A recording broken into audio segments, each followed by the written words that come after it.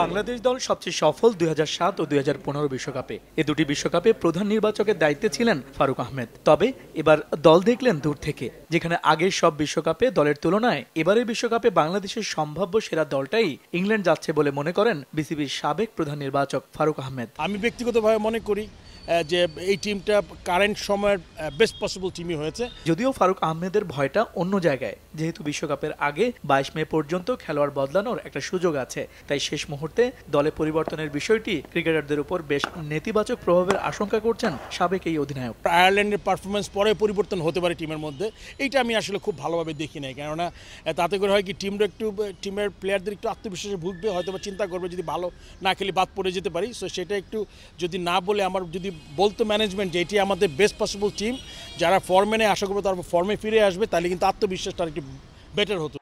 সবশেষ 2015 বিশ্বকাপে quarter final ও 2017 সালে চ্যাম্পিয়ন্স ট্রফিতে দারুণ পারফরমেন্স উপহার দিয়ে সেমিফাইনাল পর্যন্ত পৌঁছায় টাইগাররা। তাই তো ফারুক আহমেদের বিশ্বাস, টপ অর্ডার ব্যাটসম্যানদের পাশাপাশি বোলাররা এবার সামর্থ্যের শেয়ারটা দিতে পারলে ইতিবাচক ফল পাওয়া সম্ভব। অভিজ্ঞতা আছে যে আমরা চ্যাম্পিয়ন্স ট্রফিতে সেমিফাইনাল খেলেছি 2017-এ, সেটাও কিন্তু যদি প্লেয়াররা মনে রাখে যে সেম কন্ডিশন ইংল্যান্ডে হয়েছে, সো এটা বিবেচনা করলে আমার মনে যদি সিনিয়র প্লেয়াররা ভালো খেলে তার সাথে আমার মনে এবার আমার ভালো কিছু করার সম্ভাবনা আছে। এদিকে টাইগারদের স্পিন অ্যাটাক নিয়ে ফারুক আহমেদের একটু চিন্তা থাকলেও পেস বোলিং নিয়ে কোনো প্রশ্ন নেই তার। তাই তো প্রথমবারের মতো বিশ্বকাপ দলে জায়গা পাওয়া পেসার রাহি ইংল্যান্ডের বাউন্সি উইকেটে ভালো খেলবে বলে প্রত্যাশা করেন তিনি। অ্যাটলিস্ট 5 বছর ধরে অত্যন্ত চমৎকারভাবে ডোমেস্টিক্যালি পারফর্ম করেছে এবং এই কন্ডিশন তাকে হেল্প করবে। সো রাহি আমাদের মনে একটু সারপ্রাইজ এলিমেন্ট হতে পারে। প্রত্যাশা, আলোচনা, সমালোচনা ছাপিয়ে টাইগাররা স্বপ্নের বিশ্বমঞ্চে প্রমাণ দেবে বলে মনে করেন সাবেক এই প্রধান নির্বাচক।